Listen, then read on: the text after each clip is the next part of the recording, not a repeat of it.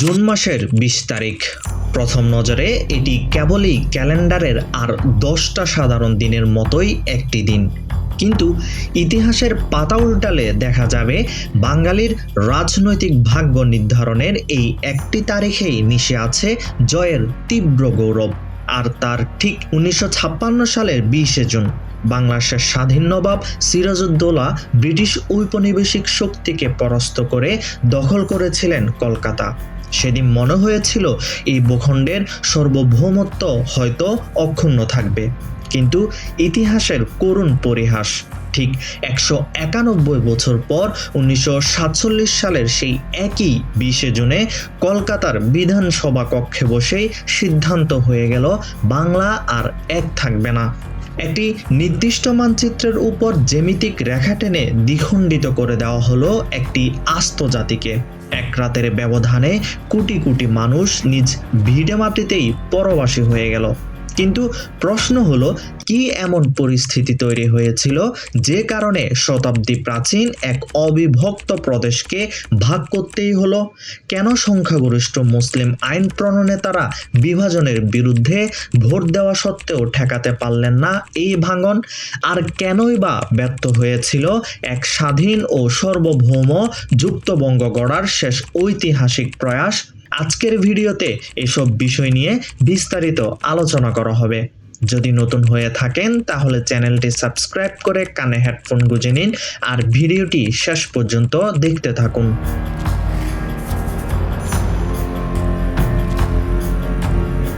১৯৪৭ সালের শুরু থেকেই ভারতের রাজনীতিতে চূড়ান্ত অনিশ্চয়তা। একদিকে ব্রিটিশদের ভারত ছাড়ার প্রস্তুতি, অন্যদিকে জিন্নাহর দ্বিজাতি তত্ত্বের ভিত্তিতে পৃথক পাকিস্তানের দাবি। কিন্তু সমস্যা দেখা দিল পাঞ্জাব ও বাংলা অঞ্চল নিয়ে। এই দুটি প্রদেশে হিন্দু ও মুসলিম জনসংখ্যার অনুপাত এমনভাবে বিস্তৃত ছিল যে পুরো প্রদেশকে কেবল ভারতে বা কেবল পাকিস্তান অন্তর্ভুক্ত করা অসম্ভব হয়ে দাঁড়িয়েছিল। ঠিক এই সংকটময় রাজনৈতিক মুহূর্তে অবিভক্ত বাংলার প্রধানমন্ত্রী হোসেন শহীদ সোহরাওয়ার্দী এবং বঙ্গীয় মুসলিম লীগের সাধারণ সম্পাদক আবুল হাশেম এক সাহসী ও ভিন্নধর্মী বিকল্প প্রস্তাব নিয়ে এগিয়ে এলেন।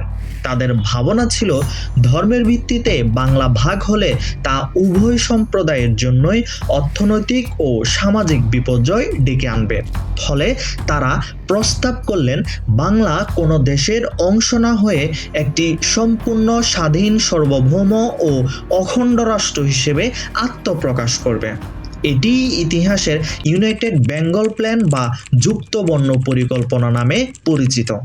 এই পরিকল্পনায় পূর্ণ সমর্থন জানিয়েছিলেন কংগ্রেসের প্রভাবশালী নেতা শরৎচন্দ্র বসু, যিনি নেতাজি সুভাষচন্দ্র বসুর জ্যেষ্ঠ ভ্রাতা, এবং প্রখ্যাত কংগ্রেস নেতা কিরণ শঙ্কর রায়। তাদের লক্ষ্য ছিল হিন্দু মুসলিম সম্প্রীতি রক্ষা করে বাঙালির হাজার বছরের সংস্কৃতি ও ভৌগোলিক অখণ্ডতা টিকিয়ে রাখা।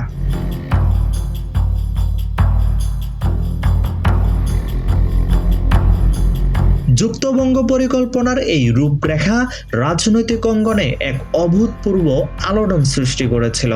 বিস্ময়কর হলেও সত্য, প্রাথমিক পর্যায়ে এই ধারণার প্রতি ইতিবাচক মনোভাব দেখিয়েছিলেন স্বয়ং মহাত্মা গান্ধী এবং মুসলিম লীগ প্রধান মোহাম্মদ আলী জিন্নাহ। গান্ধীজি বেশ কয়েকবার কলকাতা লাগোয়া সুদপুরের খাদি আশ্রমে এসে সোহরাওয়ার্দী ও শরৎচন্দ্র বসুর সঙ্গে এ নিয়ে দীর্ঘ আলোচনা করেন।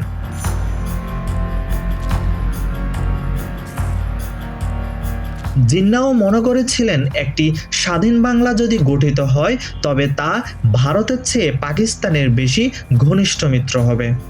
কিন্তু ভারতের কেন্দ্রীয় রাজনীতি এবং কংগ্রেস হাইকমান্ডের ভাবনা ছিল সম্পূর্ণ ভিন্ন। জওহরলাল নেহরু ও সর্দার বল্লভ ভাই প্যাটেল এই প্রস্তাবকে চরম সংশয়ের চোখে দেখলেন। তাদের কাছে মনে হয়েছিল, ভারতের পূর্ব সীমান্তে একটি তৃতীয় সার্বভৌম রাষ্ট্র গড়ে উঠলে তা ভারতের সামগ্রিক নিরাপত্তা ও কাঠামোগত ঐক্যকে দুর্বল করবে। অন্যদিকে হিন্দু মহাসভার শীর্ষ নেতা ডক্টর শ্যামাপ্রসাদ মুখার্জি যুক্তবঙ্গ পরিকল্পনার প্রবল বিরোধিতা শুরু করলেন। তার যুক্তি ছিল অত্যন্ত স্পষ্ট ও কড়া। তিনি বলেন, যুক্তবঙ্গে যেহেতু মুসলিম জনসংখ্যা তুলনামূলকভাবে বেশি, তাই একটি গণতান্ত্রিক ব্যবস্থায় এই সার্বভৌম রাষ্ট্রটি শেষ পর্যন্ত একটি পরোক্ষ মুসলিম রাষ্ট্রে পরিণত হবে এবং ভবিষ্যতে পাকিস্তানের সঙ্গে একীভূত হয়ে যাবে। ফলে শ্যামাপ্রসাদ মুখার্জি দাবি তোলেন, যদি ভারত ভাগ হয় তবে বাংলাকেও অবশ্যই ভাগ করতে হবে, যাতে অন্তত হিন্দু সংখ্যাগরিষ্ঠ এলাকাগুলো ভারতের অংশ হিসেবে নিরাপদ থাকে।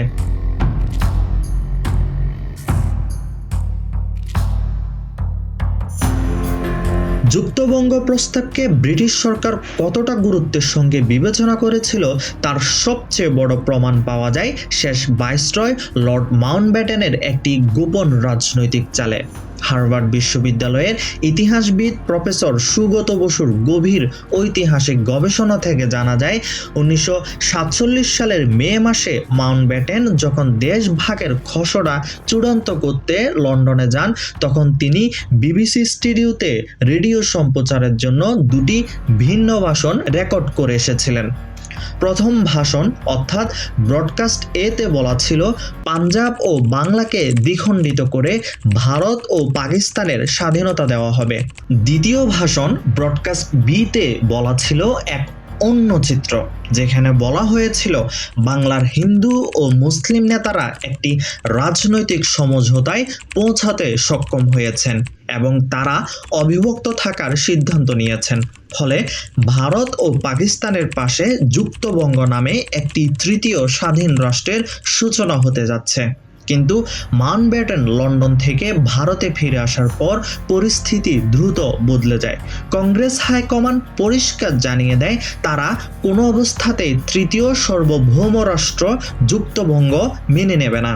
ফলে বাধ্য হয়ে মাউন্টব্যাটেন তার ফাইলে ব্রডকাস্ট বি বাতিল করে দেন এবং 3 জুনের ঐতিহাসিক বেতার ভাষণে আনুষ্ঠানিকভাবে ঘোষণা দেন, পাঞ্জাব ও বাংলা ভাগ হচ্ছেই। When I had to gain votes or increase one's box office rating, one might behave differently. But it would be a sad day, so for me, I would find it a very difficult discipline to learn to try and please people. Lord মাউন্টব্যাটেনের 3 জনের ঘোষণার ভিত্তিতেই অবিভক্ত বাংলার ভবিষ্যৎ নির্ধারণের দায়িত্ব দেওয়া হয় বঙ্গীয় প্রাদেশিক আইনসভার সদস্যদের উপর। প্রখ্যাত লেখক ও গবেষক মোহাম্মদ আসাদ তার বাংলা যেভাবে ভাগ হলো গ্রন্থে 20 জনের সেই রুদ্ধশ্বাস মুহূর্তগুলোর বিশদ বিবরণ দিয়েছেন। 1947 সালের 20 জুন বিকেল ঠিক 3টা কলকাতার বঙ্গীয় আইন পরিষদ বা অ্যাসেম্বলি হলে স্পিকার নুরুল আমিনের সভাপতিত্বে এক ঐতিহাসিক যৌথ অধিবেশন বসে। রাজনীতির সমীকরণ তখন একদম নির্ধারিত। জিন্নাহ ও মুসলিম লীগ থেকে কঠোর নির্দেশ দেওয়া হয়েছিল, মুসলিম লীগ বিধায়করা যেন অবিভক্ত বাংলার পক্ষে এবং দেশভাগের বিরুদ্ধে ভোট দেন। অপরদিকে কংগ্রেস ও হিন্দু মহাসভার দিক থেকে হিন্দু বিধায়কদের নির্দেশ দেওয়া হয়, তারা যেন বাংলা ভাগের পক্ষে রায় দেন। অধিবেশনে ভোটাভুটি হয় মূলত 2টি পৃথক অংশে। প্রথম ধাপে মুসলিম সংখ্যাগরিষ্ঠ পূর্ববঙ্গ অঞ্চলের 106 জন জনপ্রতিনিধি একত্রিত হন। সেখানে ভোটাভুটিতে দেখা যায় 106টি ভোট পড়ে বাংলা ভাগ করার বিরুদ্ধে আর মাত্র 35টি ভোট পড়ে বাংলা ভাগের পক্ষে। অর্থাৎ পূর্ববঙ্গের সংখ্যাগরিষ্ঠ প্রতিনিধিরা স্পষ্ট ভাষায় জানিয়ে দেন, তারা বঙ্গভঙ্গ চান না, তারা অবিভক্ত বাংলা চান। কিন্তু আসল আইনি প্যাচটি লুকিয়ে ছিল কাঠামোগত নিয়মে। ব্রিটিশদের প্রণীত নীতি অনুযায়ী যে কোনো এক অংশের প্রতিনিধিরা যদি বিভাজন চান তবে পুরো বাংলা ভাগ হয়ে যাবে। দ্বিতীয় ধাপে হিন্দু সংখ্যাগরিষ্ঠ পশ্চিমবঙ্গ অংশের বিধায়করা আলাদা কক্ষে ভোটে বসেন। সেখানে ফলাফল দাঁড়ায় 58টি ভোট পড়ে বাংলা ভাগের পক্ষে আর মাত্র 21টি ভোট পড়ে বিপক্ষে। আর এই 58 জন সদস্যের সিদ্ধান্তের উপর ভিত্তি করে আইনিভাবেই মোহর মেরে দেওয়া হলো চিরতরে বাংলা ভাগের উপর। সংখ্যাগরিষ্ঠের মতকে ছাপিয়ে গেল আঞ্চলিক বিভাজনের vote. Withdraw all their forces from the disputed territory without any further delay. The task of safeguarding the state against aggression and looking after internal security should be entrusted to a United Nations police force.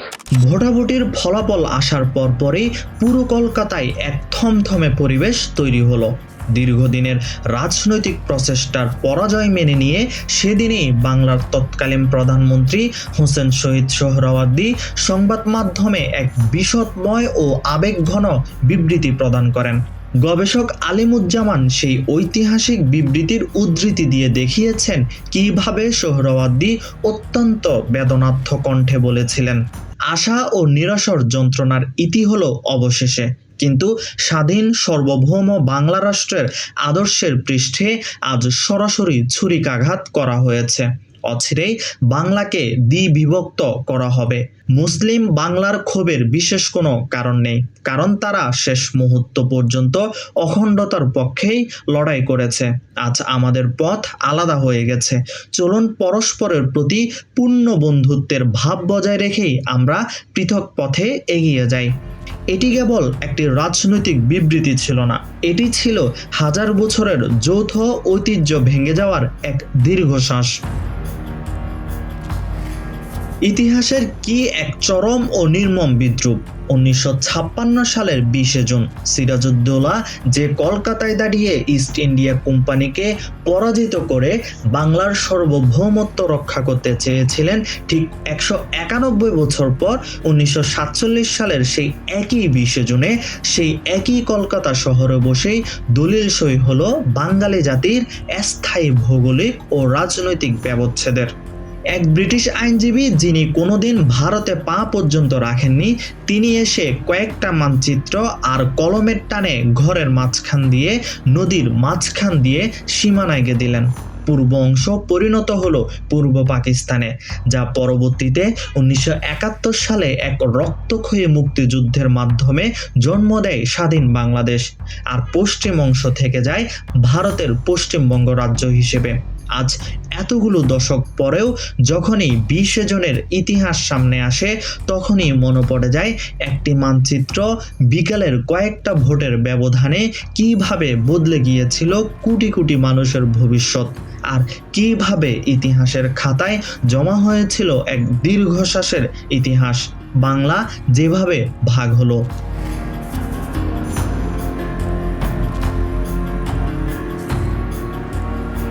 ভিডিওটি কেমন লাগলো তা comment করে জানাতে পারেন।